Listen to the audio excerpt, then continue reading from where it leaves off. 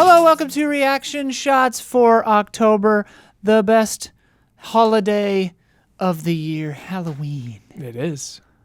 Yes. No doubt about it. Yes. From October 1st to November 1st, though. I'm not into this September Halloween decorations. Like, I'm surprised to hear you say that. yeah, no. I thought you'd be all about it. No. As soon as possible, as much as possible. October, because, I treat it with respect, and therefore it treats me with respect. Sure, fair enough.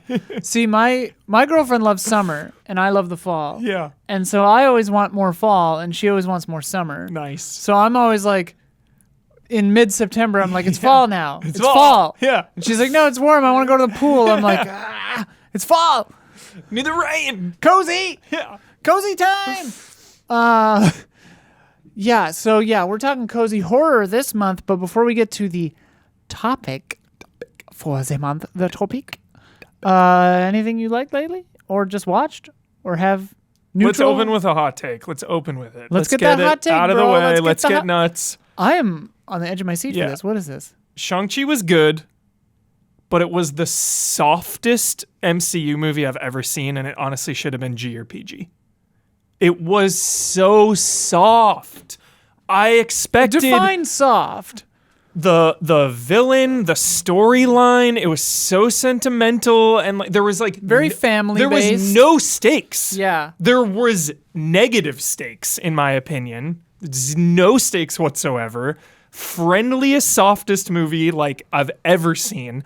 And the action as well. The bus fight was sick. What are you talking about? Everything was so clean, dude. I wanted grit. I wanted grittiness, and I don't know why I expected that, but Marvel's everyone talks shit on Black Widow, and that movie's hard as shit. That movie is grit. That Yeah. movie has edge. It's Yeah. perverse. It has stakes. There was so much. perverse. Yeah.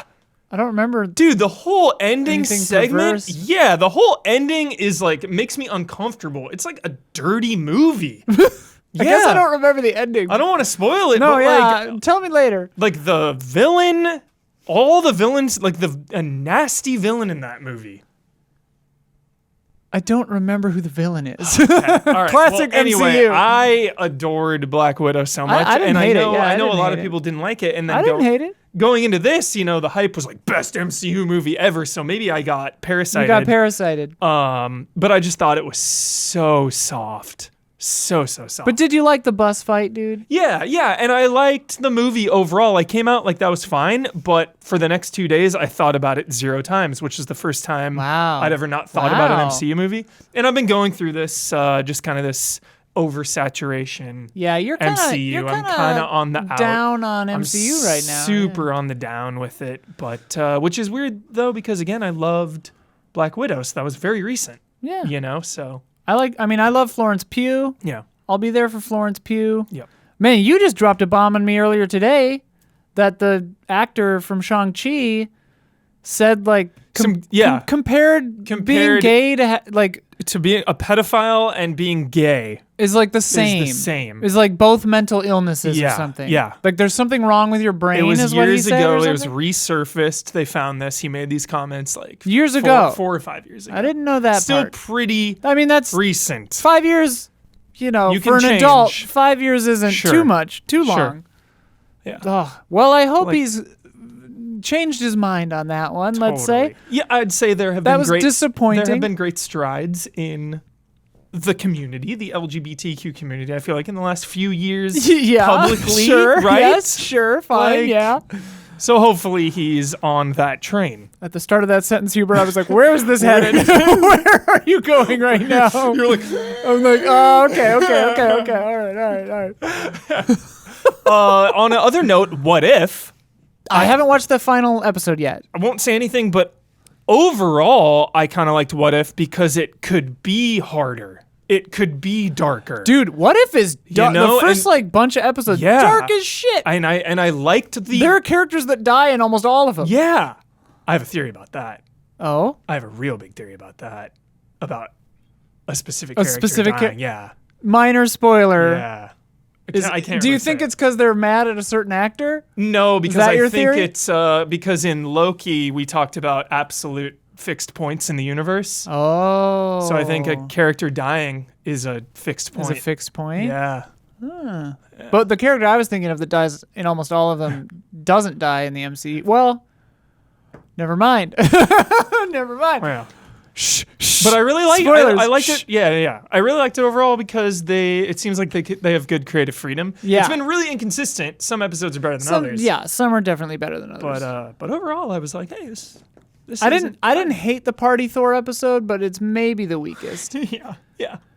Did you watch Star Wars Visions? Because my God, I have not. Is it sick? No, it's horrible. Oh shit. The first episode is sick. Yeah. And then the like Ninth Jedi or whatever was okay. The rest of them were like IMHO. Yeah. And in the opinion of everyone I watched it with, so everyone were so bad. Yeah. Like some of them were like fine, but just not great. Yeah. But some of them were like offensively bad, like boring. Shit. Just oh man. Yeah. Sorry if you're upset out there by that. Yeah. Star Wars, everyone's upset. Everyone's upset about everything Star Wars. I don't know, but bummer. Now on the horror train, really quick, cozy horror, The Walking Dead final season part 1 just wrapped. Remember, there's 3 parts. 3. I forgot there were 3 parts for this final season. Part 1 was sick as shit. How much time in between each part? What are they, movies? No, there's gonna be movies after the final season. There's spin-offs. It's Rick, a whole thing. Rick? Is that his name? 3 Rick movies, The World Beyond, Fear the Walking Dead. It's out of control. If it's making money, but as far let as it make money, I guess. As far as the core show goes, the mothership show.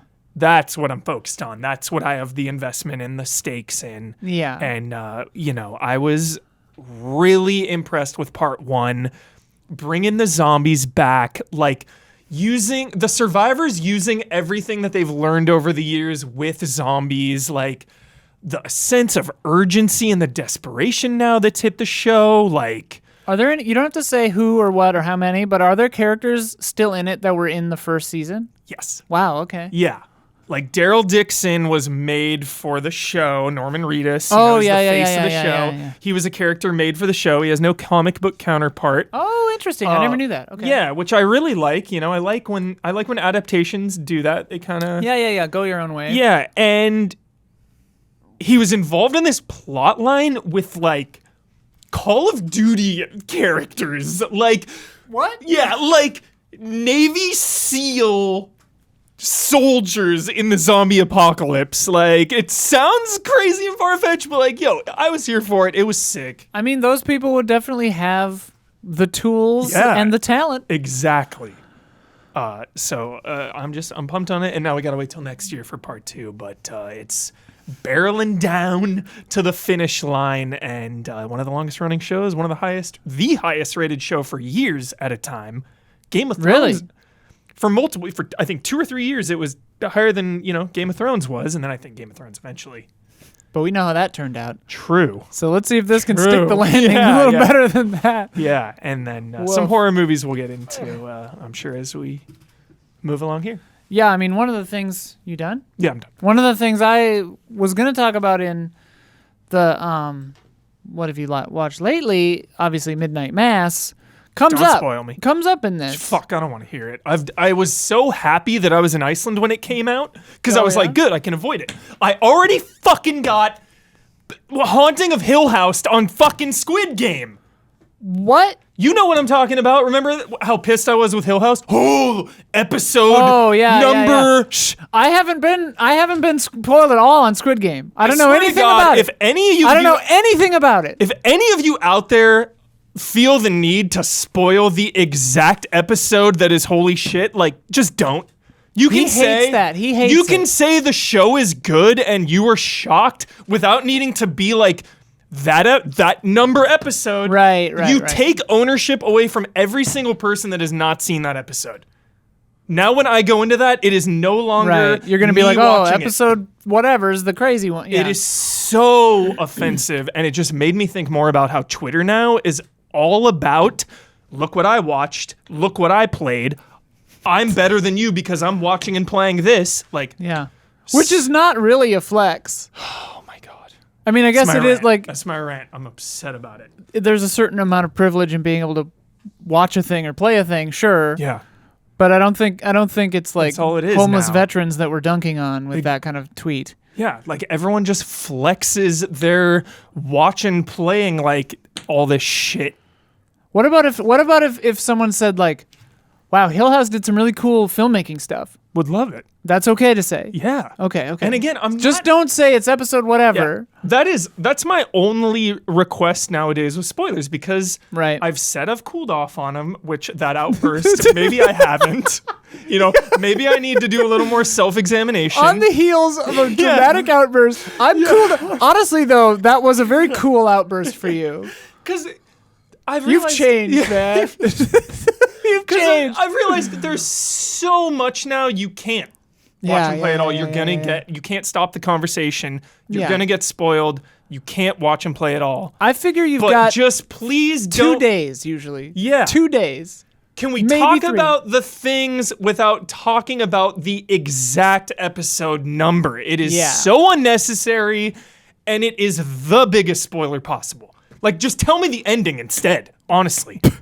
Like, I don't give a shit. Because as someone who doesn't watch it, that's going to go over me. As someone who hasn't watched it yet, episode number. Okay, that's the one. Yeah. It's the spoiler that hits people that haven't caught up. Right. Yeah. You know? Well, and it parasites you. It sets your expectations in a certain way. Yeah. It got me again. That happened with Hill House for me. That whole big episode was taken away from me, and it is a masterpiece. Cool episode. Yeah. Yeah. It's crazy. Don't do it. Well, hopefully spread the word. Hopefully you don't get spoiled on Midnight Mass. Yeah. I'll just say unspecifically that I really enjoyed it. Awesome. I really, really like the characters. I like what it gets into. I like the philosophy of it. The only thing I know is that Flanagan grew up. Yes.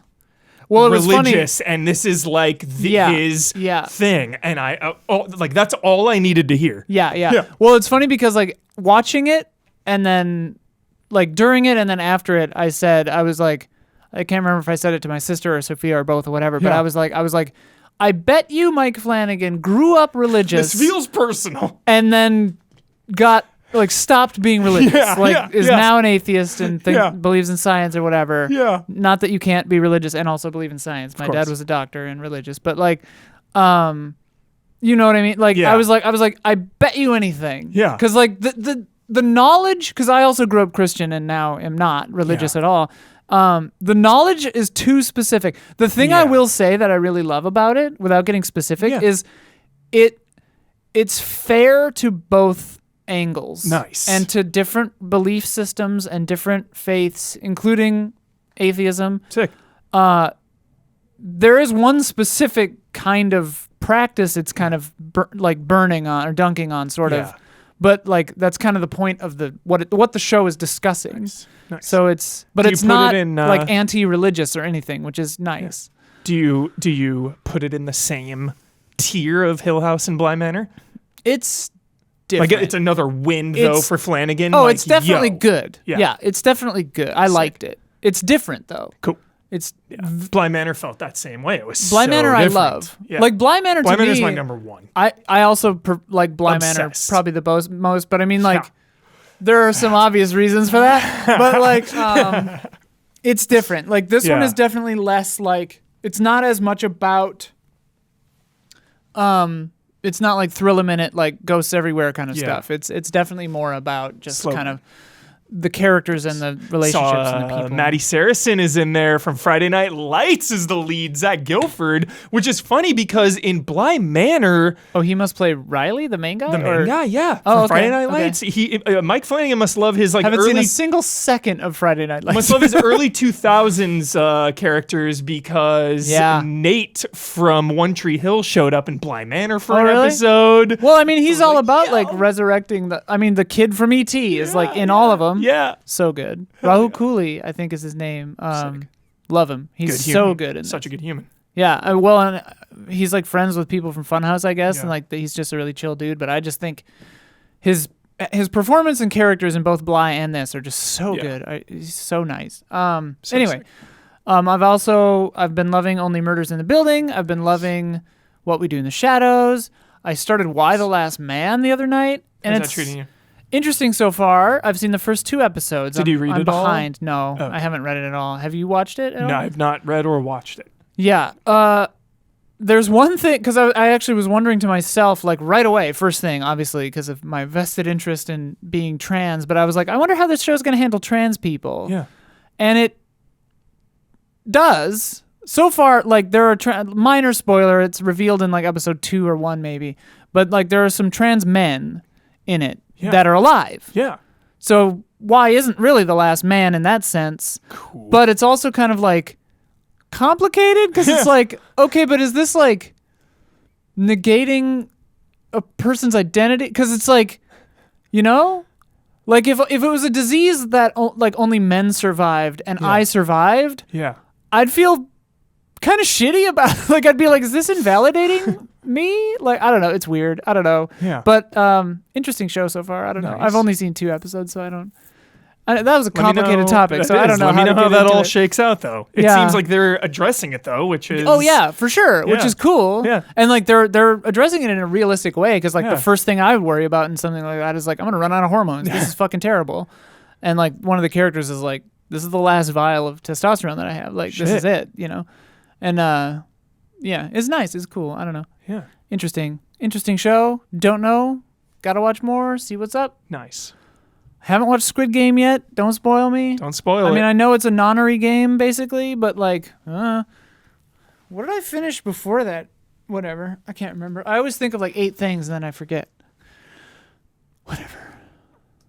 I always think of something when we stop filming. I went to, dude, get this. I went with Matthew Walden, friend of the show, and my friend in real life. Friend of the show. Yeah. Matthew Walden, who I think I could say this. I'm guesting on Better Than Speed, his podcast. Oh, you're guesting on I'm guesting on that, and I loved it. It was so much fun. Please watch Better Than Speed, or listen to it. I mean, it's not a video; it's an audio podcast, but lots of fun. I rewatched Firestarter and Speed for that, and it was great. Hell yeah! But anyway, went with Matthew Walden. My first like public movie theater outing. Yeah. Because it was vaccination required. It was like part of Dread. I can't remember the fest, but whatever. But it was a Dread Fest.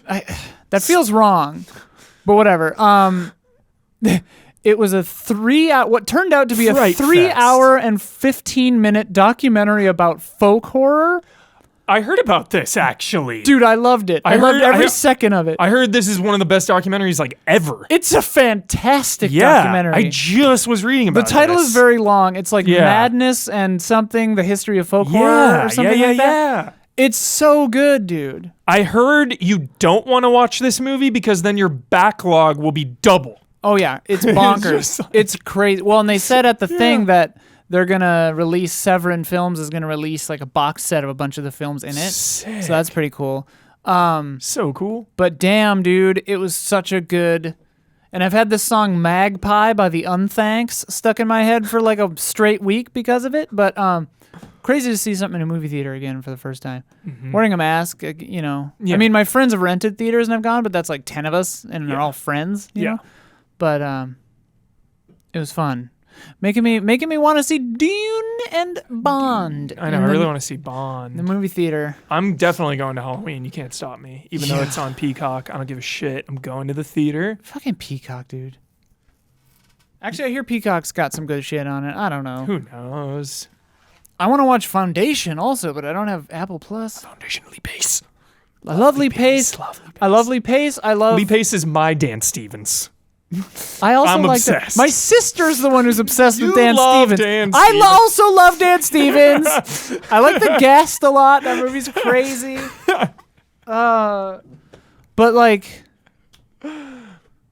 yeah, I don't know. Who's the other guy? What's his name? Jeremy Davies or something? Jeremy Davies is Lost. Faraday. Oh no, that I like him too. You're thinking of Richard Harris?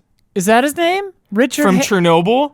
Yeah. The older dude? And Fringe. I think it's Richard Harris. And he plays Moriarty in the second, well, he's in, I think, both, but the second Sherlock Holmes. I feel like it's Richard Harris. I hope I'm right because his I think performance in Chernobyl. I think it starts with a J. I have Jared Harris. Jared Harris? We're going to talk about something for a second. He's in Chernobyl.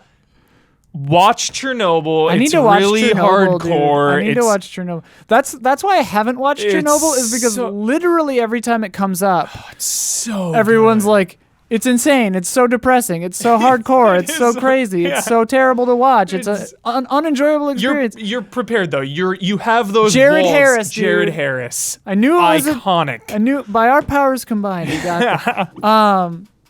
Richard Harris is someone else. Probably, dude. I think that's. I'll look up. I think it's Richard Alien. Harris. Ooh, that does sound. I think right. it's Alien. Ash, when he went in there, he saw thousands of eggs. Yeah, he's the Richard Harris. Wait, is Jared Harris his son? Wait, Richard and Jared Harris? Wait, what? Are you freaking me out? Jared Harris is his son. What the hell? What? Oh, he was original Dumbledore, I guess, maybe? I don't know. Yeah. There's a lot of information happening. That's Richard Harris. Jared Harris is Richard Harris's son? Apparently. That's such a 10 out of 10. I love them both. Yeah. Sick. Richard St. John Harris. Born in Mr. Limerick, Ireland in 1930. No, Richard, Unforgiven. Richard Harris. I don't know. Bob. A Man Called Horse. English Bob. Unforgiven. Best Western there ever is. Best Western there'll ever be. Terrible thing killing a man. Take everything he ever had. Everything he ever will be. So good. I can't even handle. All right, let's talk about the. Yeah, let's talk about cozy horror. We're gonna be here all night. Okay, so yeah, the subject of this week is cozy horror. We've got a good amount of little comments here. A couple of them are real long ones. Okay. I didn't have time to read them through. About Midnight Mass, we're skipping them. Yeah. Anything that's like multiple lines about Midnight Mass, sorry. I assume you can't read this because you're not wearing your glasses. I can see this clear as day. What? Obviously, things like the Addams Family and the Are movies you nearsighted mentioned or in the farsighted? post. I don't know. How many fingers? I told you, I barely need my glasses. Am I holding 2 up? fingers. How about now? 1 finger. I flicked them off, listeners. Yo, Coraline and Monster House. All right, let's get there. Okay. I asked what the patreon.com/easyallies $7 and up film and soundtrack club. I asked them what their favorite horror film / show is of the cozy nature. The ones I had seeded were like Hocus Pocus, Addams Family, Witches of Eastwick, Yeah.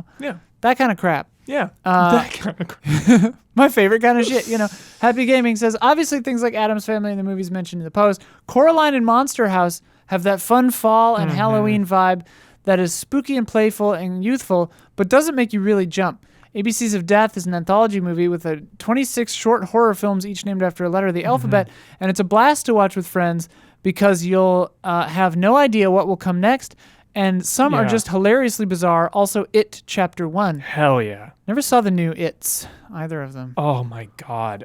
Isla, It Chapter 1 is no doubt top 5 horror for me of the decade. It's Hereditary, Halloween, and It.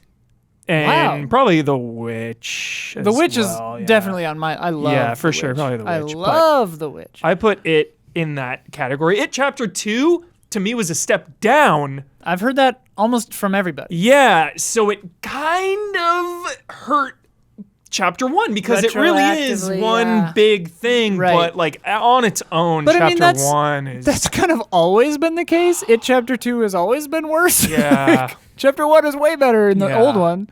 Yeah. The made-for-TV one or whatever. Yeah. Pennywise, dude. Tim Curry. It's so good. It's so good. I'm too scared. It's really intense. It's so intense. Chapter 1 is so intense. Like, It, as a kid, yeah, kind of ruined my life. Yeah. Like, I was, like, afraid of everything. I was afraid to go downstairs. Yeah. I was afraid to then come back upstairs because I thought something would chase me up the stairs. Yeah. I was afraid of cisterns. Yeah. And we had a lot of cisterns in my town. We used to play in those cisterns. Yeah. Coraline also, though, like, weirdly intense movie. So intense. Those button eyes, dude. That's scary stuff. Monster House is severely underrated. I watched it for the first time last Halloween or 2 Halloweens ago. It is awesome. Isn't that like Spielberg? Spielberg or produced. Oh, okay. I like think presented by Zemeckis might direct it or something. Really? Yeah. Huh, okay. I wonder if this one came up. Have you ever seen Trick or Treat? Yes. Trick or Treat? Essential. Fantastic movie. Fantastic. Actually, very good movie. Very, very good. Horrible title. Good. That's like you're in the know. Trick or Treat. Yeah. It's like a 10 out of 10. You're in the know if you like Trick or Treat. Was that movie made by the people who made The Guest? They made You're Next. Yeah, You're Next. Is that all the same people? You're Next and The Guest? I forget. You're Next and The Guest are You're for Next sure. is pretty sick. I've never seen You're Next. But You're Next and The Guest are for sure the same people. But I don't know if they also made Trick or Treat. It might be. Whatever. I cannot recall in the moment. Let us know some other time. No more Googling. Takes too much time. Takes too much time. Tyler Travis says they live in Hausu, the Japanese house, are cozy for me. I agree. Both of those are fantastic. I've got plenty I watch with my kids, but they're not as cozy to me. Update, I just played Dead Man's Bones. I love that album, that band. There's some cozy-ass Halloween music. I saw them with a local children's choir back in Portland. Oh, that's awesome. I think you also caught them in the cemetery, Isla. Cozy. I did not watch them in the cemetery. I have not seen them live. That would have been really fun. I listened to that album a lot. That's a weird thing. Like, I cut some flack a long time ago for an episode of Easy Update with AJ where we were like running around he was running in a cemetery. And cemeteries are like, I've gone to rock concerts in the cemetery. Yeah, you see Hollywood movies Forever on the cemetery. they project horror movies on the sides of mausoleums in LA on cemeteries. So like the vibe about cemeteries is a little different in LA, I think. But still, I mean, I get it. The criticism was correct. Yeah. Like, no one was trying to, Like, I went to the anyone. super duper super famous cemetery in New Orleans when I was there. Oh, yeah. That's in like so many movies. It is weird to have a cemetery be a tourist It was a tourist. It's very strange. The difference, though, was where LA is kind of like, haha, we're in the sun. The New Orleans one was like, yo, this is a tourist trap, but like, you're into death. You're into the macabre. Yeah. Like, let's dive into all the supernatural and all this. Yeah. So I think that is a little more respectful for sure. Yeah. I removed that episode of Easy Update because I thought it was in poor taste, and I apologize for that. But yeah, we weren't thinking of a non-LA mindset about cemeteries. Totally. It's like Father John Misty has a song or something about it. Yeah. I mean, what band did I see? Black Mountain, I think? Yeah. At one of the cemeteries They I have saw. like sleepovers. Yeah. They do. Now? Yeah. They have like, it's nuts. Yeah. The attitude about cemeteries in LA, very strange. Compared to a lot of other places. Yeah. I get it. I'm sorry. Legitimately, no. Shout out to Jack Lemmon's grave. Have you seen his grave? No, but I love Jack Lemmon. I also love Jack Lemmon. Do you want to know what his gravestone says? Huh. It just says Jack Lemmon in, and then it's the ground under the gravestone. Unreal. Epic. That is beyond a 10. Best 10. gravestone maybe ever. That is such a 10. Yeah. Holy shit. Yeah.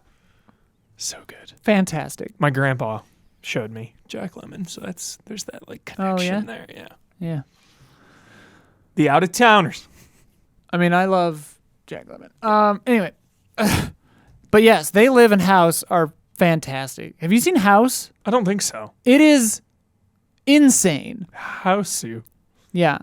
It's just spelled house, okay. Typically. It's on Criterion Channel. I don't think I've seen it. This is a blind spot. It is phenomenal and bizarre. If you've seen me wear that orange t-shirt with the big like cat face on it. Yeah. That's from House.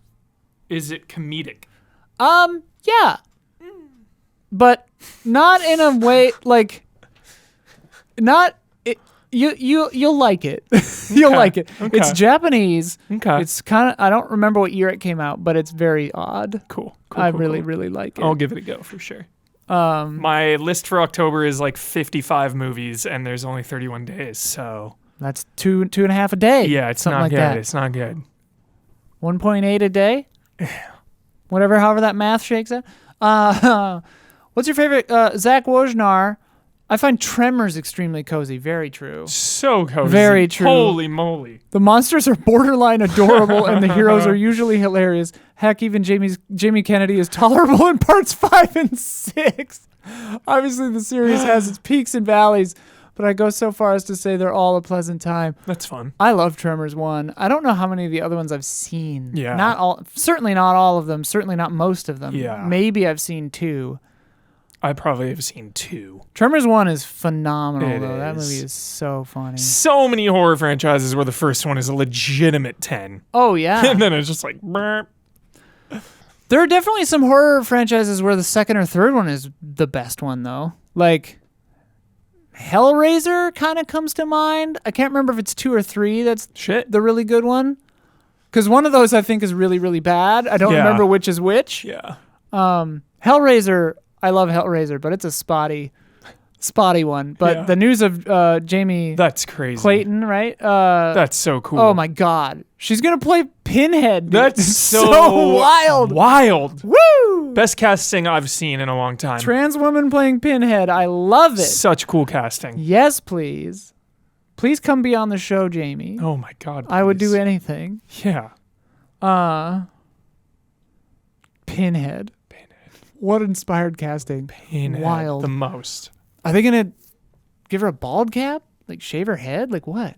I wouldn't want to shave my head. Probably will. For Dedicated, the role, dedicated to the craft. Natalie Portman, V for Vendetta. Natalie Portman. Shave it off. Yeah. Your hair isn't who you are, I guess. Cathal Fallon says, American Horror Story was cozy for me because I would always order a pizza and ice cream and binge a few episodes with an ex. Good times. It's camp/goofy horror that you can just turn your brain off to.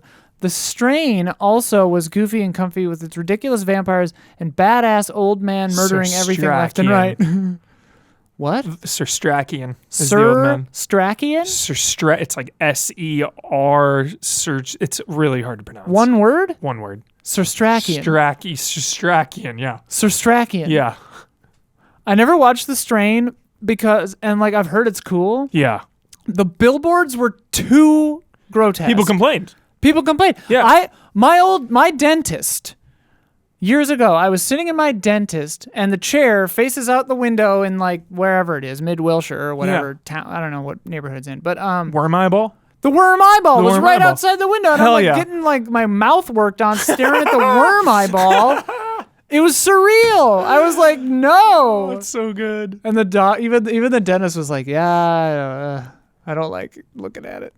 I absolutely love The Strain. It is so cozy. Guillermo del Toro directs episode 1, season 1, and was he a creator on that too? Yeah, and he color corrected every single episode. What? Heavily involved. Yeah, that's so random. He directed the pilot, obviously, and a bit of season 2, episode 1. There's a segment in there. I will say the show never reached its full potential. The lore and the costumes and the story and everything, the entire premise is so incredible. Mm-hmm. Season 1 was so solid, but it just never got to that iconic level that I know it could have. I feel like Guillermo gets like hamstrung all the time. Like, yeah, he was off doing other shit, you know, like he was involved in the show, but he wasn't like directing that's a trend now where you know, the Nick Soderbergh and like True Detective wasn't Soderbergh like opping camera for the entirety of the Nick or some crazy thing? It's a freak. He's like, I'm going to retire from making movies and go op a camera for a really intense drama set in the 1900s. I love the Nick, but it got like, I never finished season 2 because it was so depressing. Yeah. So depressing.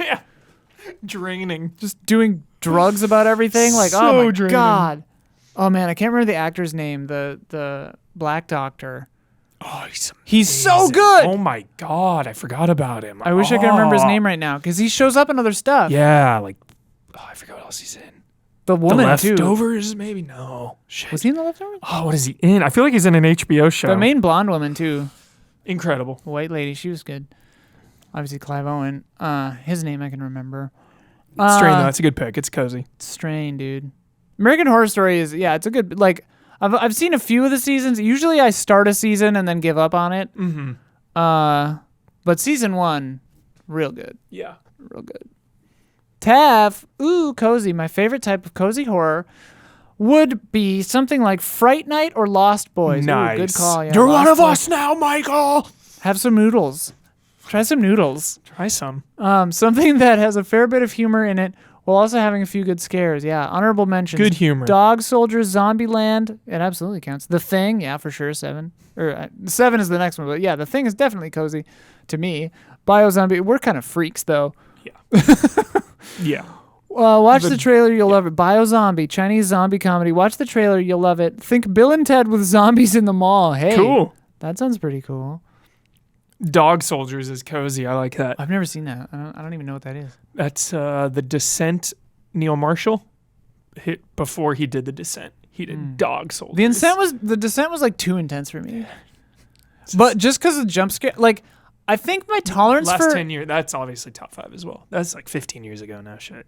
I think that my tolerance for horror movies is way higher than I think it is. I just don't like jump scares. Oh god, The Descent will kill you. I get like no, I turned it off. It'll kill you. When she was like driving and it was Oh like my God, 10, 15 minutes in, she's driving, suddenly rebar just like comes through the fucking windshield but it's like a dream sequence or something. Top 5 I literally jump scares I ever. literally turned off the movie. Oh my god.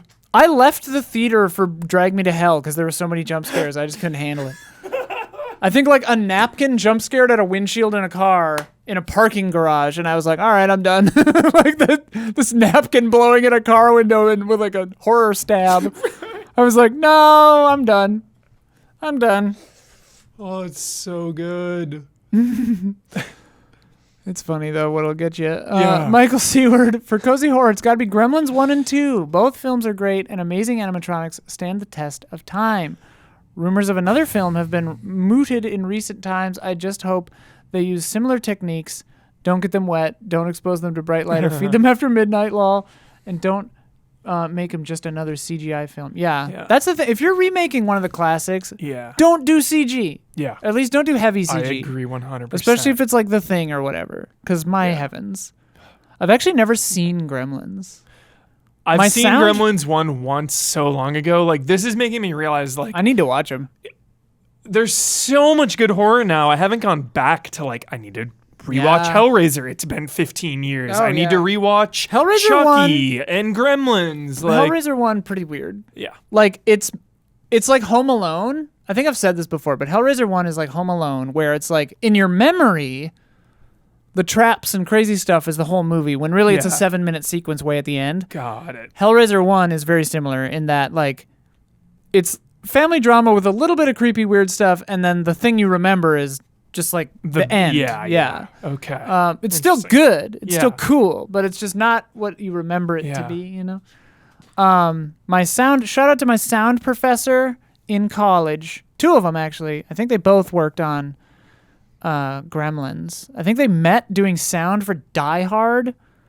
David Stone, dude, incredible human, nice man, and Vanessa Amont, I think.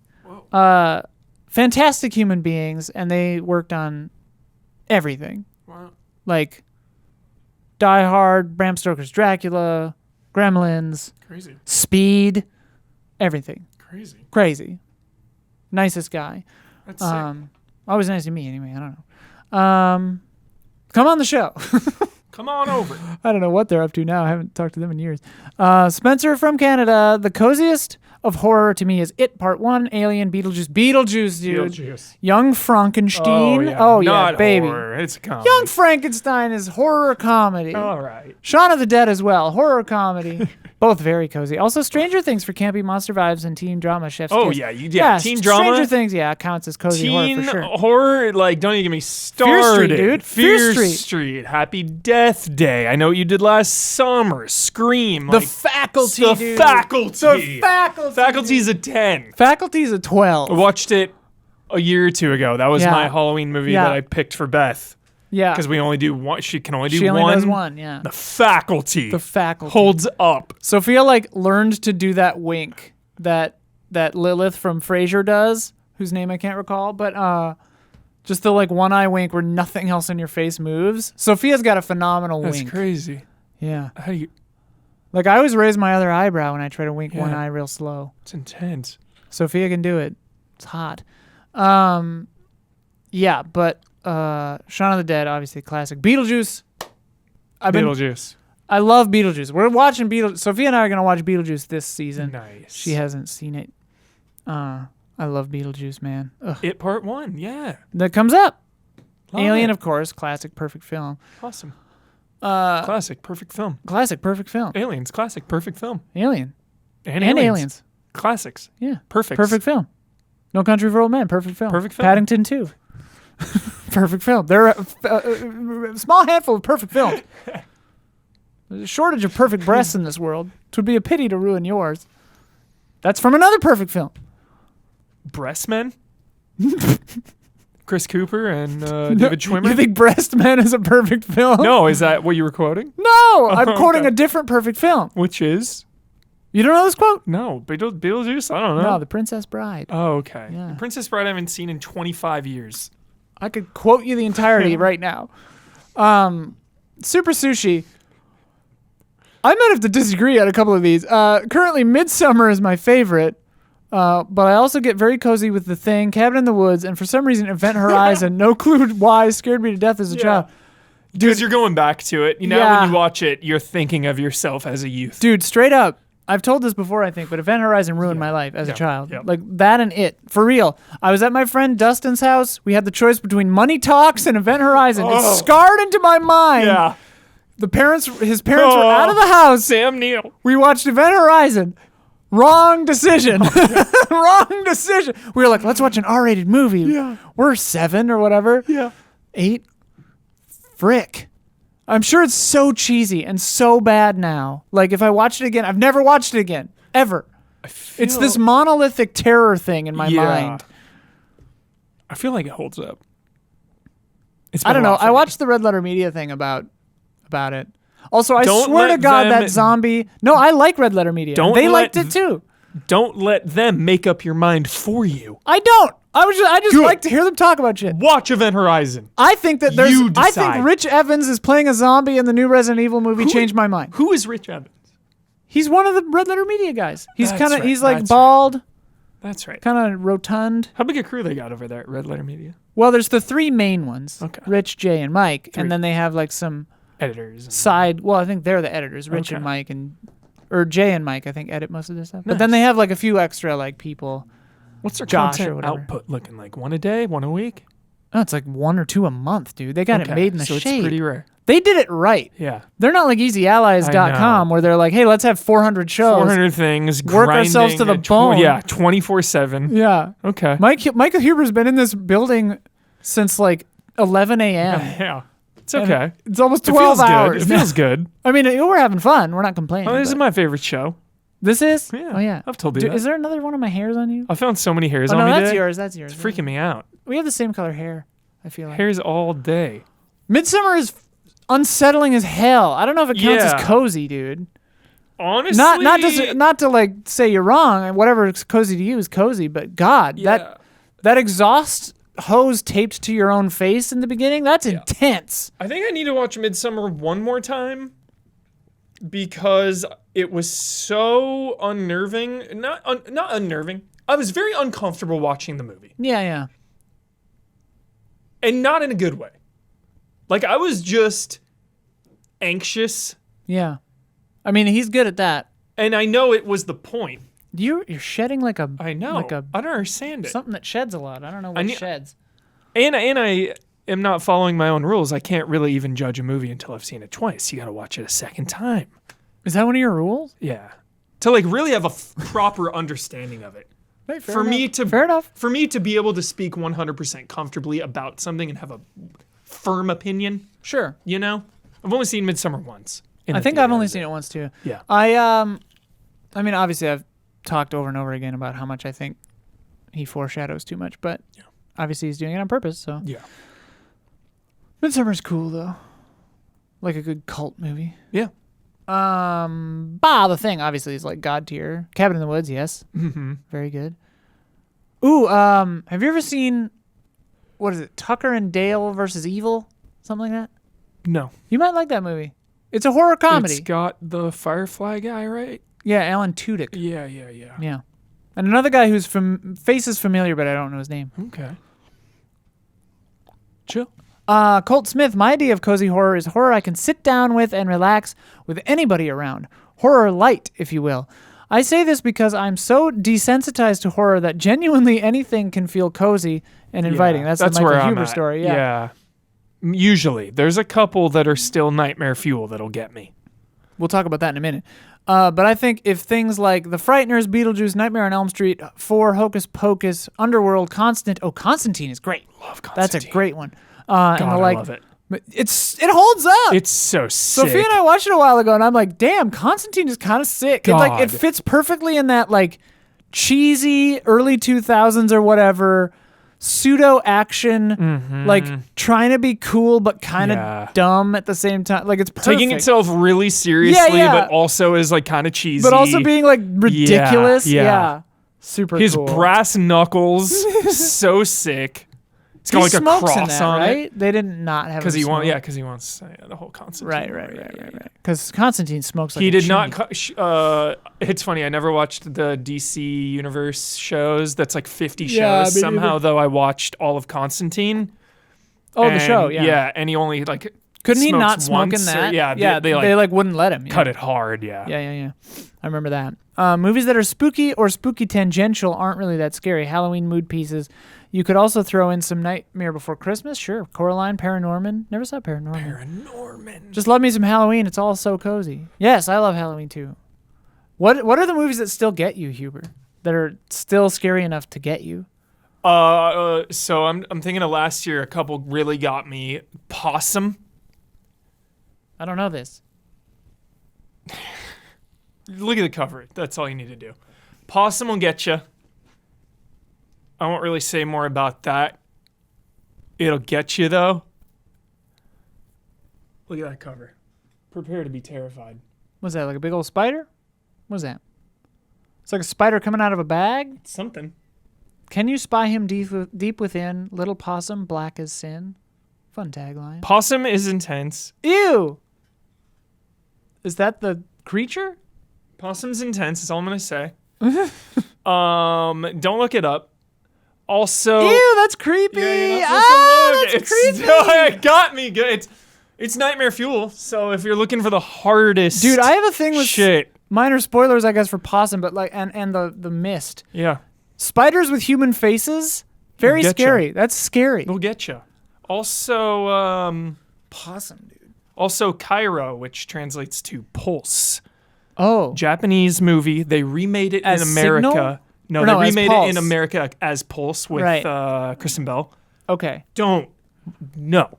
Okay. The original, so grimy, so low budget, but in the best way. That can help a thing, yeah. Sometimes. Like fly on the wall camera and just like really, it just feels like a documentary almost. Oh my God, so dirty. Like Cairo, high recommendation. How old is it? That one's in the 90s, I think. Okay. Yeah.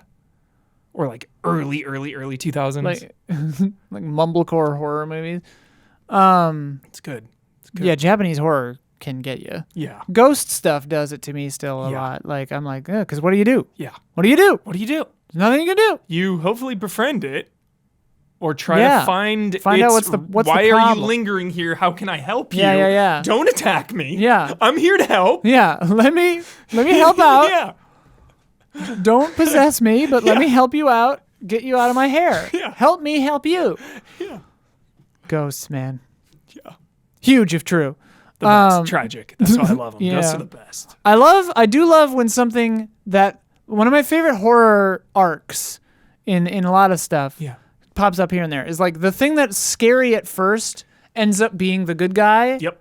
Or like gets redeemed. I love that. Same. Yeah. Like the snow shoveler in Home Alone. Yes. Or the bird lady. The bird lady in two. Yes. Turtle doves, dude. Yes. Turtle doves. Zach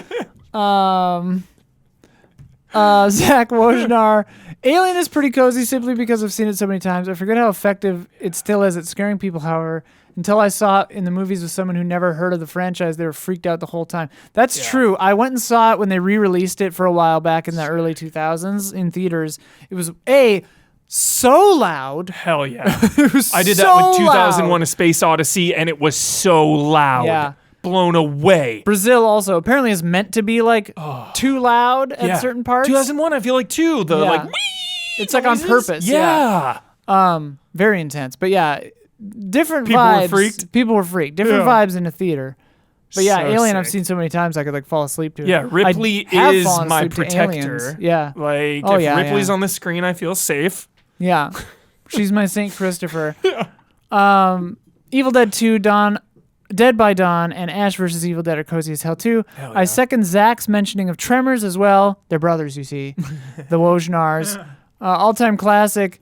There was even a period of time when we put it on to go to sleep. Nice. Yeah. Nice. Dude, I fully feel that vibe, dude. Hell yeah. I fully feel that vibe. Hell yeah. Nathan Kurz, I tend to lean toward horror comedies as the coziest vibes. Edgar Wright's Three Flavors Cornetto trilogy is something I tend to watch at least one film from every October. Funny, well-written, and genuinely emotional at points, too. They're my favorite cozy watch for this time of year.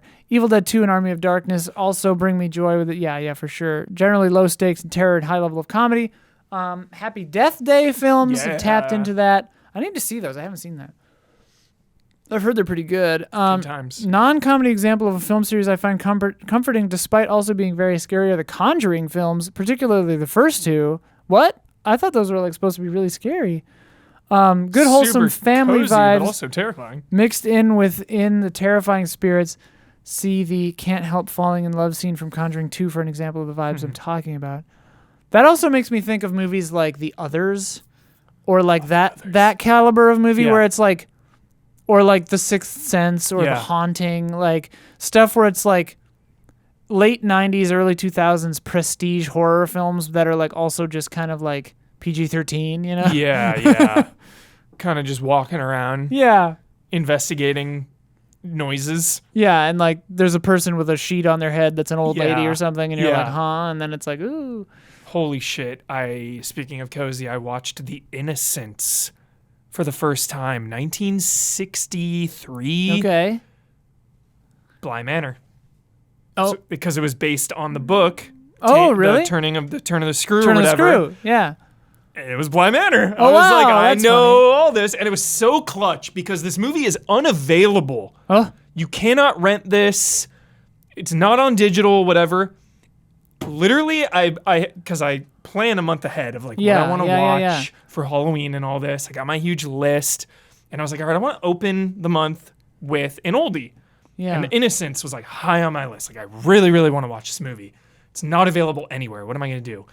October 1st comes around. It's on FX, dude. What? Just playing? Yeah, I get Hulu. I get the TV Hulu because I watch a lot of TV with my wife. We watch a shitload. So I do like the basic cable, like Hulu I don't think package. I've watched over-the-air TV in years. Yeah. Do it for sports and stuff. Oh, right. I forgot about those. Yeah, gotta forgot have about my those. sports.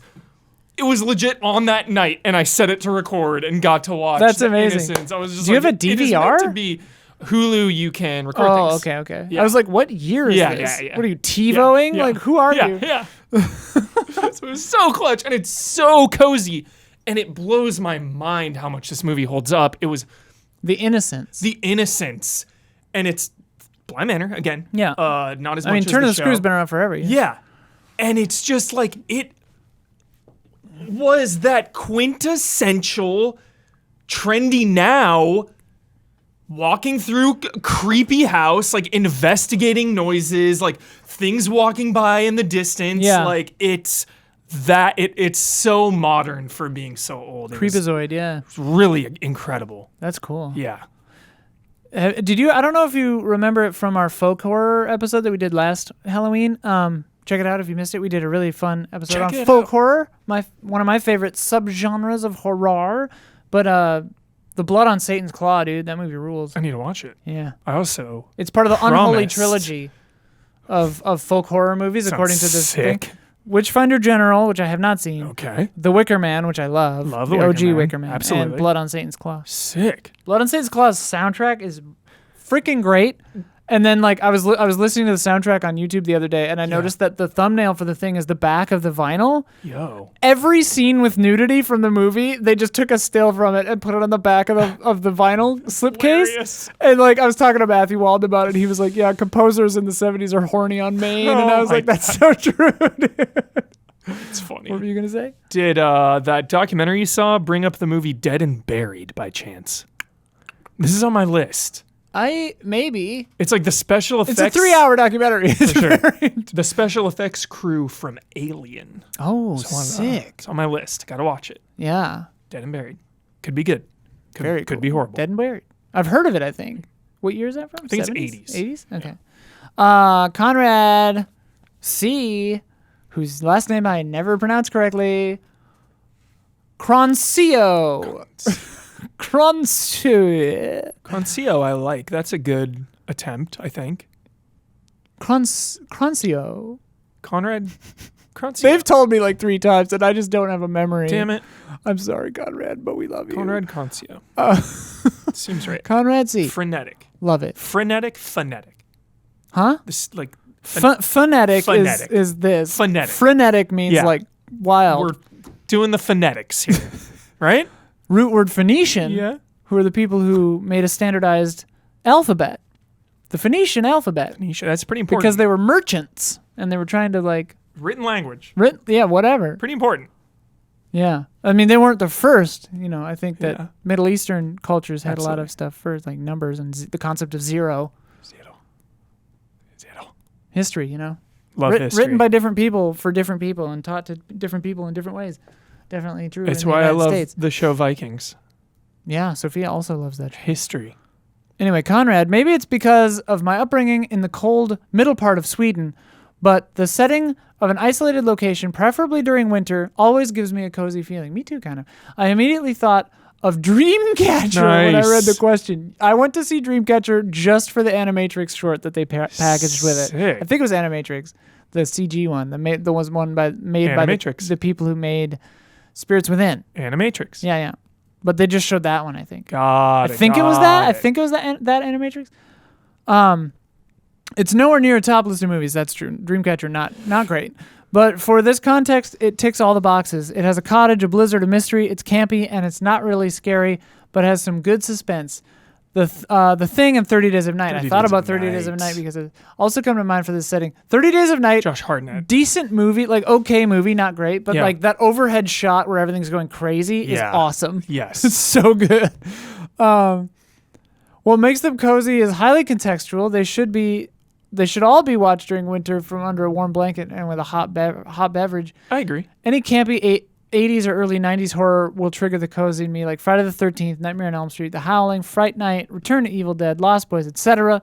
One key thing that makes these movies cozy is the camp and sprinkles of cheesy comedy that has been somewhat absent for horror since the late 90s, but feel maybe that with titles like Stranger Things, Fear Street, Babysitter, and Happy Death Day, all cozy horror, the style is having a bit of a resurgence. Absolutely. True. They also shout out Jennifer's Body, Midnight Mass by Mike Flanagan. Nice. Yeah. And Vampire. No. There's like a new Jennifer's Megan Body, Fox. yeah. There's a new Vampire Megan Fox one coming out. Wait, really? Yeah. Woo! It looks good, and it has the dude from Vikings. Which dude from Vikings? Bjorn Ironside. Not Ragnar? Not Ragnar. Or Floki? Not Floki. Floki. But it looks good. A vampire thing coming out end of the month. Looks good. That director Love Megan Fox. did a movie called I See You I've heard of that. with Helen Hunt. Always good to have Helen Hunt back. Yeah. Good one. Jack Cullen. Hello, Isla and Huber. Hi. Cozy horror makes me think of my high school years, like watching My Bloody Valentine in 3D. I remember that on a second date. I mean, I don't remember that part of it, but I remember when that came out. I remember the trailers. Or at my ex-girlfriend's place watching Jeepers Creepers as a teen, or The Hitcher, or Texas Chainsaw Massacre.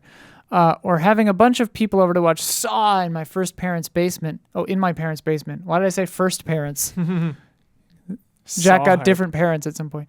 Or going over to sleepover to watch Urban Legends 28 Days Later at my cousin's house, Paranormal Activity, Shaun of the Dead. It counts. Either way, thanks for these great podcasts. Oh, you're welcome. Thank you. Sophia and I just watched 28 Weeks Later the other day, like a couple of days ago. Fucking love it. That movie's great. Both of them. They're both so really good, incredible. and they're both kind of different. Mm-hmm. Also, like the opening of 28 Weeks is crazy. Iconic. Yeah, pretty crazy. Iconic. Definitely like. I've seen other stuff like Bird Box. I feel like owes a lot to 28 Weeks Later's beginning. Dawn of the Dead, Zack Snyder's. Oh, for sure. Yeah, for sure. I love 28 Weeks. Give us 28 months later, you bastards. It's all because of rights. I was going to say 28 years later. Yeah. Go for it. They're like battling over rights. It's Wait, so are they trying to do it? They were for so long, and the money men got in there, and it's not happening. Well, too bad. Yeah. I wonder if they would go with the same like low shutter speed, psychotic, like shaky camera stuff, because it's like so much. But for some reason in those movies it works. Yeah.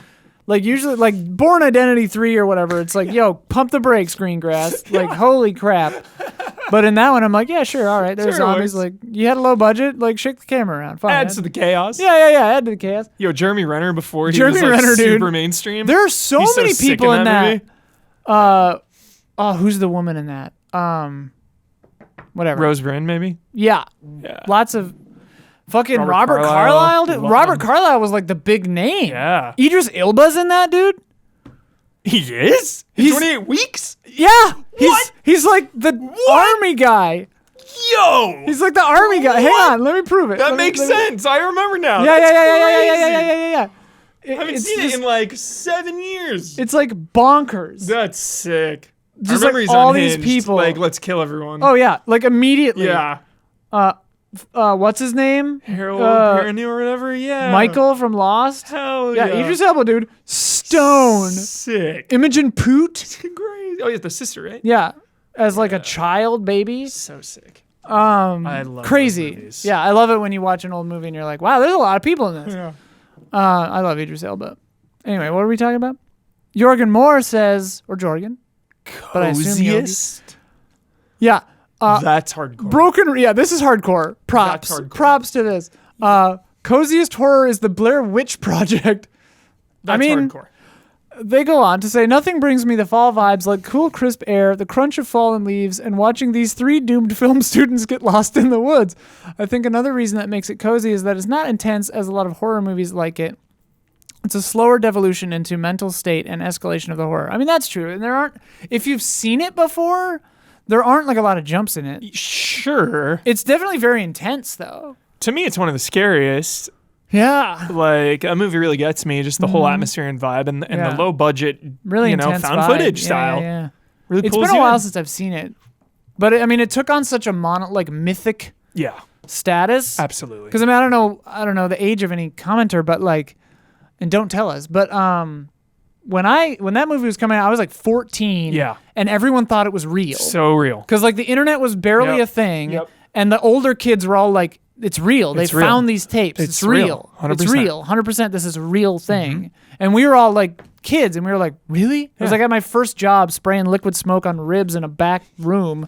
And the older kids were like telling me about the Blair Witch Project and the Matrix and like freaking me out. It's scary as shit. It's freaky, dude. It's like Fargo. This based on a true story? No, it's not. Oh, yeah. No. Lies. They just said that. Lies. Yeah, if you didn't know that, that's just not true. They just put that there and it doesn't mean anything. Yeah.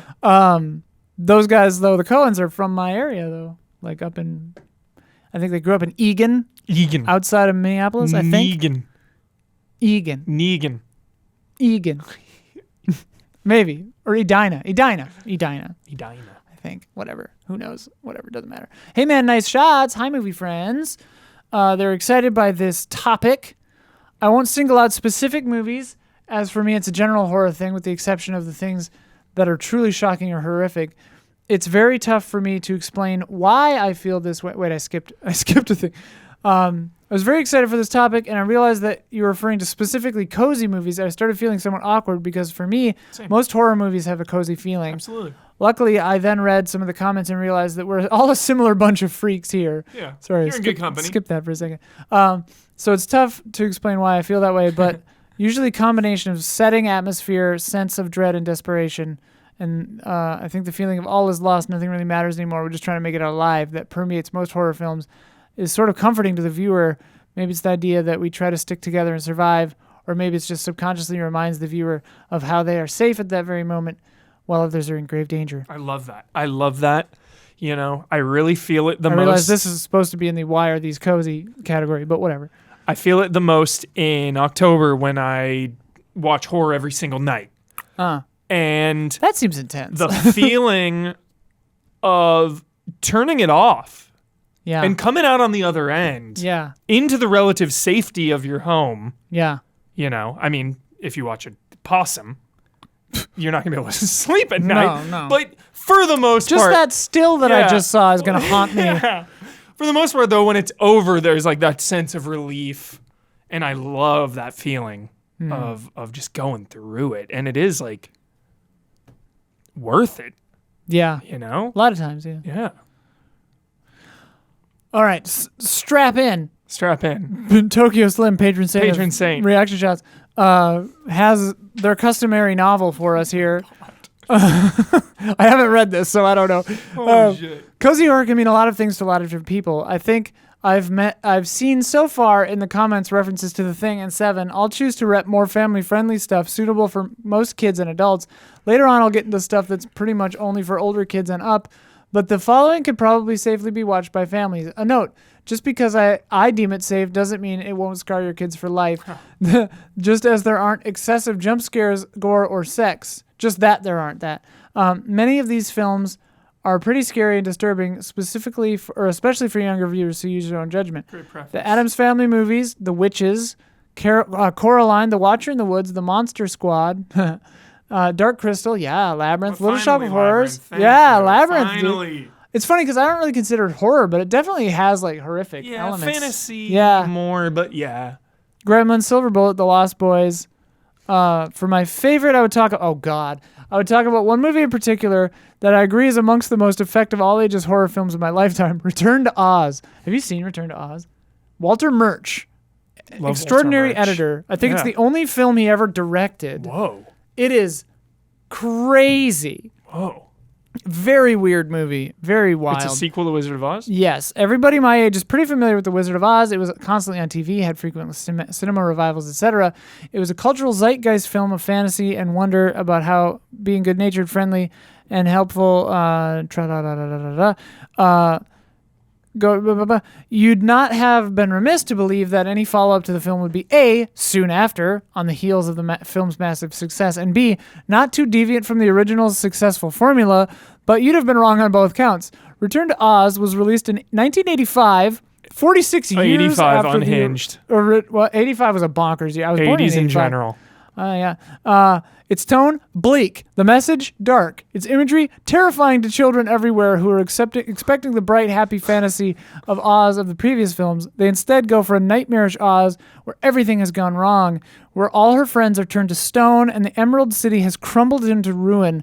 Return to Oz is rife with allusions to 1980s cynicism, steeped in the threat of nuclear war and discontent with the growing threat of the Middle East.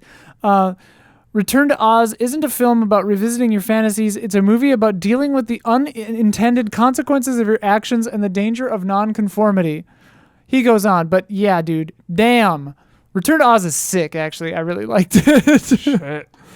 Normally, I wouldn't call such a thing cozy, but it's relatively family-friendly aside from being literal weird and nightmarish imagery contained within. It's not gory. It's so weird. It's so deeply weird. I've never seen The Frighteners. Other family appropriate types of movies for teens, scaredy cats, The Frighteners, Happy Death Day, Arachnophobia, Poltergeist are the others. Poltergeist scared the shit out of me as a kid. Dude. Poltergeist scared the shit out of me. That's also one of the scariest ones. The clown in the bed or whatever, the tree. So scary. Freak fest. It's a freak fest. Damn. It is a freak fest. It's like PG. Yeah, dude, PG meant a different ass thing in the 80s, dude. Well, when did they invent it? With Temple of Doom, right? Like 80 something? That's when they invented PG-13. Yeah. But I mean, like, this is the example I always think of as Radioland Murders, a movie nobody but me has ever seen. PG. But there's like murders in it, there's boobs in it, Airplane's got boobs in it. Dude, it's crazy. I had a mental catalog my whole life of movies that have boobs in them. that I could get my hands on as a child. Hell yeah. Striptease. I never saw Striptease, actually. I missed that one. That was in the rotation. I've heard. Holy shit. Yeah. We should do an erotic films episode. Yeah. Just being a kid, getting a hold of those was a thing. Yeah. It's like you know? It's like bringing in the mail when a Victoria's Secret showed up and just losing it on the way to the door. Oh you my know, God. like keeping it secret, keep it safe. So my brother hide it in the woods behind your house. I would save this, but I'm just gonna say it. My brother had a VHS tape. My brother had a VHS tape. Every great story starts with that. And we all know about the legacy of Skinamax. Oh, yeah. Like late night Skinamax. Yeah. So my brother would record, because it'd be on super late. Yeah. Couldn't be up that late. So Right. he would record Skinamax content. And then he labeled the video White Fang. I don't know why. Maybe because they had been reading the book or something. Yeah. But he labeled it White Fang and just hid it in plain sight right there. Oh, smart. Yeah. Smart play. It's funny. There was a movie I remember as a kid, and I don't know what it was. I think it was on Cinemax or HBO because we had cable too. Yeah. I don't know why I caught it, but there was this guy in a spooky house, and there was this pretty girl in one bedroom. Yeah. He had a girl there. But his scary mom or grandma or something. I don't like where this is going at all. Was in the other room, in another room. Yeah. But she was ghostly or sick or something weird. The tone of the movie is very brown, dark, nighttime. But he's trying to get it with this girl. But the grandma's in the other room and is does you have someone here? Is someone else in the house? She didn't want guests in the house. This is freaking me out. It was scary, but also sexy. And so it was horror erotica. Horrotica. Nice. But I don't know what it was. So if you know, if you can please find tell that, me. if you can pull that, because it's one of the earliest That's memories gnarly. I have of seeing a naked girl and being whoa, oh, what have we here? What is this that I see? Anyway, we've gone off the Before the we move rails on to the next here. category, We're gonna skip the next category. Some of my favorite comfies. Death Becomes Her never came up. I'm a little sad nobody other than The Strain brought up Guillermo del Toro. Oh, sure. Come on here, Kronos. I've still never seen Kronos. Devil's I've Backbone. never seen that one either. Mimic. Mimic is hilarious. Come on. One of the coziest ever, and I will not stand for any hatred. Nobody's hating Mimic? Crimson Peak. Crimson Peak has some jump scares, though. I love it. That movie's so cozy. That ghost in the beginning coming down the hallway and then suddenly jumping at her. It's intense as shit. That's intense. It's intense. But then after that, it's pretty chill. It's so cozy. The Haunting, dude, with the house and the Eleanor and the little baby The cherub. remake? Liam Neeson remake? The Liam Neeson, Got it. Yeah. Pretty good one. Hell yeah. That's a Hill House. It is. Yeah, it's Hill House. Yeah. Dude, Haunting of Hill House, the original Haunting of Hill House. 50s whatever that we watched for the film. That is a wonderful movie, That was dude. so fun. Cozy as shit. That was so wonderful. That movie rules. It does. Freaks. That's a good one. From the Freakers. 30s. Freakers. Nice. The fuck are we talking about? You're skipping this next one, you said. What I asked what makes these kinds of movies comforting, and people generally said the seasons, the vibe, comfy horror needs a good mix of things not too quiet or bloody or tense or whatever, Spencer from Canada says it's about family, Dom. They're cozy because I never see these by myself. That's true. The context in which you I think the thing with cozy movies too is you bring it to it. You're so right. Part of it. That's fantastic. I love that. Let's read this one though. That's I want to great. hear you unpack this. That's probably why Super I gravitate towards the really, really hard shit because I'm always watching horror by myself because my wife can't handle it. She does not want any part of that. Yeah. Growing that makes up, it cozy for you? it's why I don't watch as many you were talking about comedy horror a little earlier or I feel like I'm always trying to get the hardest. Yeah. Get your fix. Yeah. Interesting. The family vibe of the coziness. Yeah. I am interested in this. Super Sushi writes about continues to explain themselves with this Midsummer thing. Okay. For Midsummer specifically, I think it's the look of the movie. So many vibrant colors and beautiful landscapes. Okay, all right, I'm feeling that. The cultists also seem kind of friendly despite the fact that they murder everyone except, well, we won't say. Their friendliness is so unsettling, though. It's Creepzilla, but also I get it. I get it. I got to watch it again. I can't give a fair judgment. Yeah. I mean, Midnight Mass and the other Mike Flanagan things have that kind of vibe, too, where it's like everyone's Cozy, friendly, kind of like. Yeah. It's not. That's why, like Happy Death Day we're talking about, and like school settings, like it's not the constant threat 24/7. Yeah, you know. Yeah, like a Friday, like The Descent. Yeah, is the entire the Descent movie is nonstop. It's nonstop. So that can't handle it. I think that's a huge. Though I do want to watch it. I think that's a huge thing with coziness is having moments settle of in, chill. Yeah. But at the same time, Friday the 13th is also hardcore as shit, and that's cozy. So maybe not. I don't know. Well, it's like what Conrad was talking about before. Like a cozy horror movie feels like being in a blanket in a storm. Yeah. Right? Or like in a blizzard. A blizzard is outside. You're inside with a fireplace and a blanket and a cocoa. You're safe and sound, and the world's falling apart around you. Yeah. And like that is a weird, specific feeling, but like it is kind of akin to that, right? A scene of comfort in a horror movie feels that way. Yeah. Like it's the blanket before the windows shatter.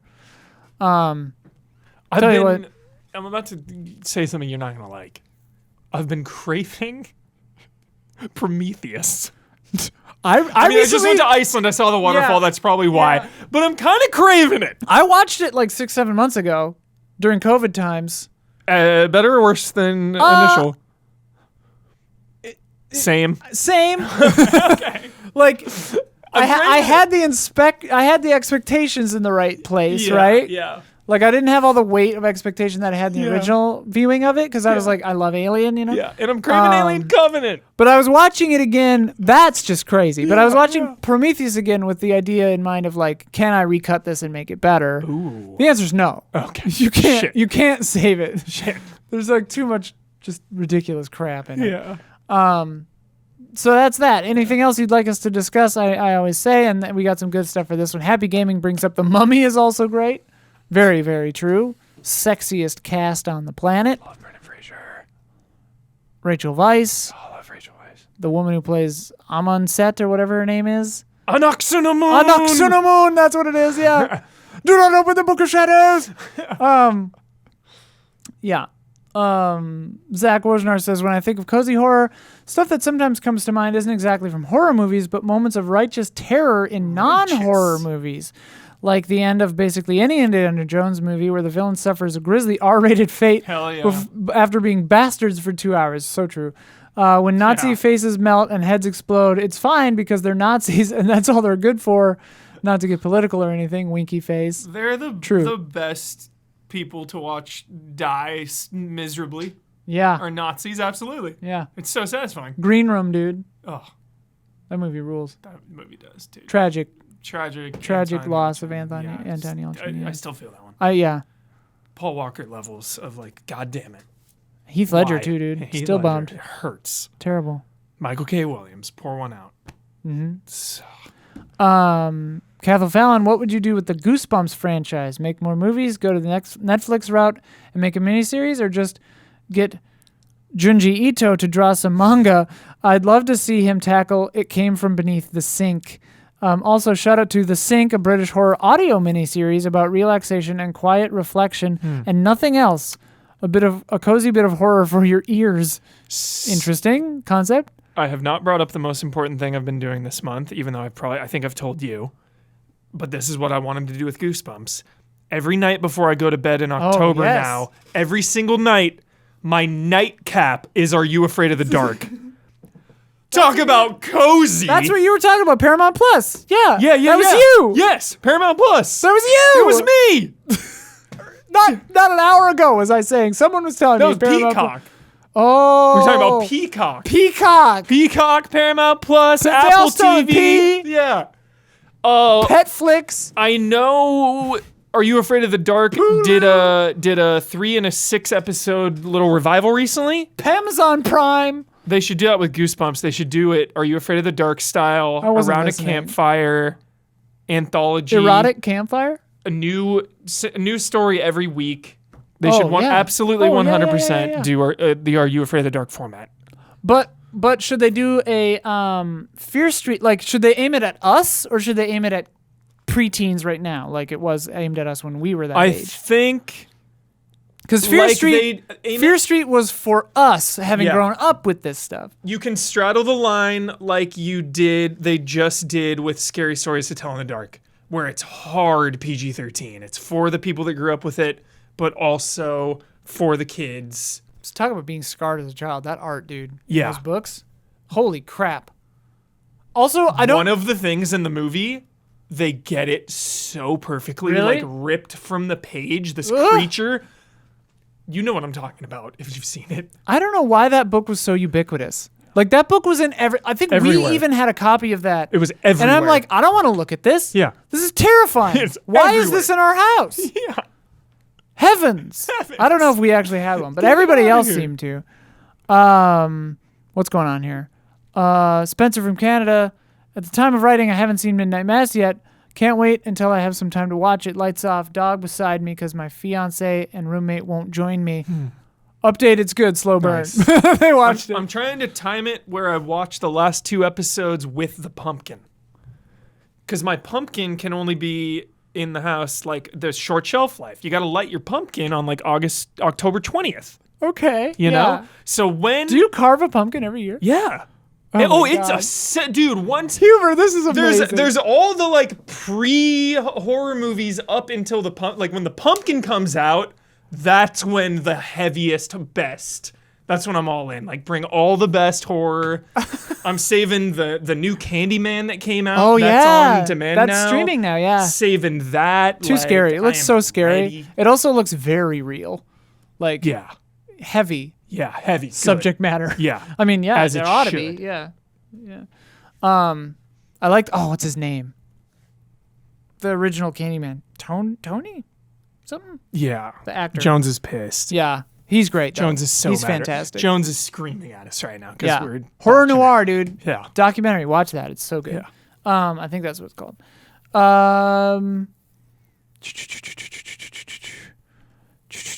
Just looking through these real quick. Blah, blah, blah. Wait, hold on. I want to see that one. Which one? One up. This one? Ziryanov. Horror films can't scare me simply because there's no point of having non-positive feelings for something fictional. So for me, every horror film is a cozy drama. Sure. That's an amazing power of will. But I disagree because I want to be scared. I don't. I want to go in and I drop my guard. I am vulnerable. Take me. You've written this and you've made this with the intent of probably scaring me. Show me what you got. Do your best. Show me what you got. Yeah. It's so weird for me because like some of my favorite stuff are horror movies. Like ever. And yet some stuff I'm just too scared. I just don't get it. I don't get it. It still surprises me when you say stuff like that because I know you love horror. I love them. You love it. I love it, but also I can't handle it. That's kind of the best, though. It's kind of the best. Dude, my brain, seriously, my brain gets stained by imagery. Like, there are ghosts from Haunting of Hill House that are still in my head. For sure. Incidental ghosts that aren't even part of the damn storyline. Like, those are the creepiest. When he's looking in that wall, there's just like a white-looking girl like looking around the corner. Burned into my brain. Yeah, I just got chills. Yeah. Yeah. That stupid thing from Possum. Burned into my brain. Certain other things I just saw, like, dude, It Follows was just described to me in the similar way to like Blair Witch was as a kid. I'm horrified. I've never even seen it. Don't ever watch it. I like that director. Yeah, it's your number one wolf. Like there's some, because I still see the images all over the place of it. There's some images that are just in It Follows that are exactly what you were just talking about. That would they would never leave your brain. Oh, they would never leave your brain. Yeah. Yeah. Yeah. It's always like something standing in the dark, like it just barely out. Have you seen Gerald's Game? Yeah. You know what I'm talking about. Gerald's Game. You know what I'm talking Flanagan. about? Yeah, I know. Yeah. You know what I'm talking about. Yes. The dude in the corner. Jeez. Horrifying. Horrifying. Yeah. Like that kind of stuff sticks with you. And yet in a video game, Pyramid Head at the end of the hallway, I love That's it. fine, yeah. It feels so good to see. Yeah. Like I love seeing it. Because you have a little bit of control. I have control. Games don't scare me as much Fight as or movies. run. Yeah. Yeah. Fight or it's fight. so weird. I don't know. Because you're at their That's about mercy Midnight Mass, so we in a gotta movie skip or that. show, you know? You're completely at their mercy. Yeah. And it's like real. It's more real. Yeah. Yeah. Yeah, I don't want to read this comment. Yeah, it's about Midnight Mass. We're going to skip it. Skip. Zach Worsnar, Billy Jack check. I forgot about it. I have not watched it. We promised you. I think. That's what I was going to say. I promised you, and I will 100% follow through. I will be watching Mandy in the month of October. Yes, I forgot about that. That was like a year and a half ago. I will be. It is October. I will be watching it. It's not even like a horror movie. It's a pre-pumpkin movie. It's pre-pumpkin for sure. It's a pre-pumpkin horror movie. Yes. Sure. Yeah. Not scary. We're in what? We're in early right now? It's not even double digits. It's like the 7th right now. Great time for Mandy. Yeah. Mandy's a good tomorrow or the next day Yeah. movie. Yeah, Perfect. yeah. Perfect. Watch Maybe it on tonight. the 10th. Maybe tonight. You're not going to play Metroid Dread tonight? We're recording this. Yeah, I'm a little As of right now, it's an hour and exhausted. 15 minutes after Dread was out Yeah, it'll take to the me public. an hour and 10 minutes to get home. Heavens I to gotta Murgatroyd. eat. Yeah, it's a lot. I need to decide if I'm going to drive home to edit this podcast, or just try to do it here and then chill for a minute. Get home. Well, because I'm going to Sophia's after. Oh, okay. So I'd be going home to then go to her place. Got it. Whereas Might as well if I just stay do it here, yeah.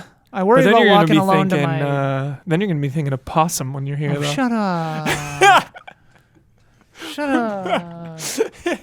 That's gonna do it. This chair is so talkative today. It's making like farty noises all the time. That's gonna do it for this month. Thank you all so much. I don't know if we're gonna do it next month, but I want to do a Carpenter episode, John Carpenter, because I've got a few blind spots I'm meaning to fill in, Same. like The Fog and Prince of Darkness. Same. A couple ones I haven't seen. Don't need to rewatch Ghosts of Mars, probably. Also, No. Red Letter Media, Speak of the Devil, is also doing Carpenter right now. Also, is Carpenter vampires? Carpenter did Vampires. I hated that. That movie is growing terrible. up. Yeah. It's a horrible movie. It's like one of his worst, for sure. hated If that.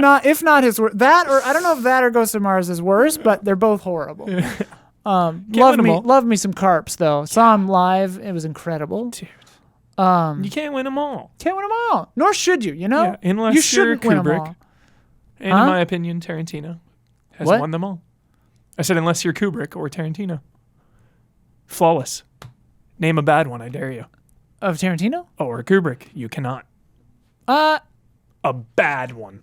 Okay. Bad. Yeah. No bad ones. No bad ones. There are definitely some, like, no not as bad good ones. ones. But they are not bad. Sure. Fine. Sure. Gotcha. Got it. Got it. Take it to the bank, Hubie. Yeah, take it to the bank. You I'm got trying it. to think who else, though. Who else? P.T. Anderson, maybe? No bads. Maybe. I can't think of one. Guillermo. Guillermo, no bads. Mimic Mimic's is pretty straddling the line. It's pretty It's bad. straddling the line. Mimic is pretty teetering. bad. Mimic is pretty bad. Teetering on the edge. Mimic is pretty bad. Wasn't there like studio interference or something on Mimic? Probably, yeah. Because even Spielberg's got some bads. Oh yeah. Cronenberg, Soderbergh, all the Bergs have some bads. Cronenberg's got some bads. Cronenberg's got some bads. some bads. And a lot of greats. A lot of greats. Love me some Cronenberg. Hell yeah. Nobody said Cronenberg. Oh yeah. Deeply unsettling. That's probably Deeply why. unsettling. Complete opposite of- pretty much. Like, if you think The Fly is cozy. The Fly is not cozy. It is a No. horrible film about Oh. losing control of your body. Oh my god. Also, that movie is amazing. The Fly. Scanners maybe is pretty cozy. Scanners is pretty Existence? No, Existence is kind of No, unsettling. no. Existence is really weird. cozy. No. Weird movie. Rude. Video game. Good video game movie.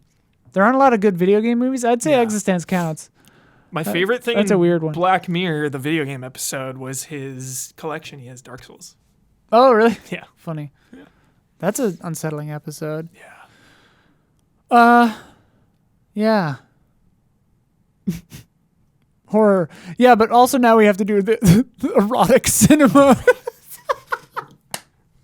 I want to see Tokyo Slim's like Tokyo Slim analytical deep dive. deep dive into erotica.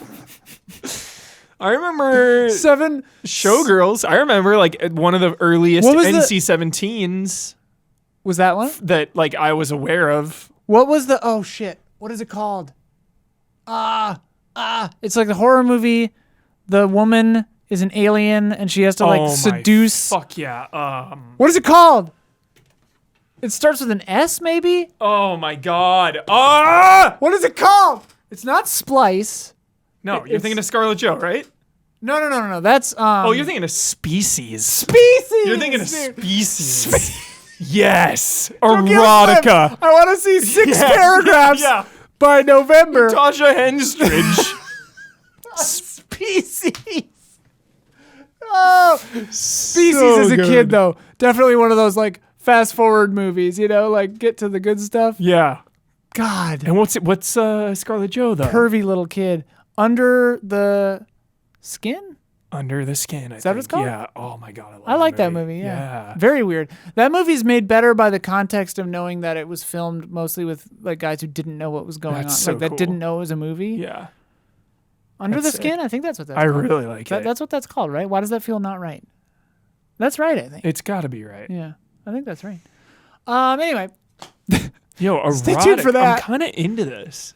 I mean, sure, whatever. Let's do it. I'm kinda into it. We're thirsting for content, or for topics. I always have to think of it like right the day I make the post. I'm like, shit, what are we doing this month? I want to see what the Wojnar's bring. Wojnar's, what do you think? What do you guys think? Erotic? you want to do an episode on erotic cinema? But not porn. We're talking like R-rated, NC-17 maybe. Like with that William Hurt movie. Body Heat? Body Heat. Good pull. Is that what that's the one you're thinking, right? Yes, great pull. What a pull. What a pull. Last something in Paris, whatever. Yeah. There's actually a lot. Shit. There's a lot. It's a genre of movies. Kubrick. Eyes Wide Shut. Lolita. Eyes Wide Shut. I've never seen that Lolita, actually. I've read the book. Yeah, I love Nabokov. Yeah. God, I love Nabokov, dude. Have you ever read a Nabokov book? Beth read Lolita recently. Beth's a reader. Disturbed. Yeah, reads everything. Lolita's reading War and Peace right now. Tolstoy? Yeah. Beth's a badass. She's I want to hang out with Beth, dude. She wants to hang out with you. Let's hang out. She always talks about you. She's the real badass. Let's double date. She's you, me, so much more badass than Sophia and Beth. Yeah. So I'm down. So, yeah, let's do it. We could talk about... Beth and I can scream at each other about the book adaptation, the movie adaptation of Annihilation. Yep. And we'll finally have someone who will listen to us and agree. Yep. It's not a bad movie, but god damn it. Yeah. It got it wrong. As an adaptation. It got it wrong as an adaptation. For sure. Decent movie. Bad adaptation. Mm-hmm. Anyway, we're just stalling now. Train to Busan, really cozy. Oh. Super cozy. There wasn't a lot of Asian horror brought up on this episode. I thought I'd throw it out there. The Wailing. Pretty intense, but actually kind of cozy sometimes. Maybe I'd say cozy. Holy shit. No, it's too scary. Oh probably. my god. Although you set me up for that one, maybe in a good way, because you were like, it's the scariest thing I've ever seen. Yeah. And I watched it, and I was like, this isn't scary. Good. I parasited you. You parasited me. Yeah. But strategically, in like in a good way. All right, everybody. Maybe this time I'll end the podcast for real. Patreon.com/easyallies. Check it out, please. Tell your friends. Share the podcast. Give it a thumbs up on YouTube. It's October. Subscribe. Watch Mysterious Monsters. Watch Mysterious Monsters, dude. Spread it around. That's our trivia game show themed around monsters. Yes. I love it. Huber hosts it. Does an amazing job. So fun. We have a shout out tier, top tier on our Patreon. Beautiful human beings. We like to shout them out. Elthanis, Greg the Dark Knight Kettering, Caleb, Togi Crawford, and Nick. Shout out. Thank you so much. And if you are in the film club, you get this early. This show, it's just as soon as we're able to get it done. As soon as I upload it, you get it. Which tonight is going to be just a couple hours early, but usually it's like a week or a couple of days.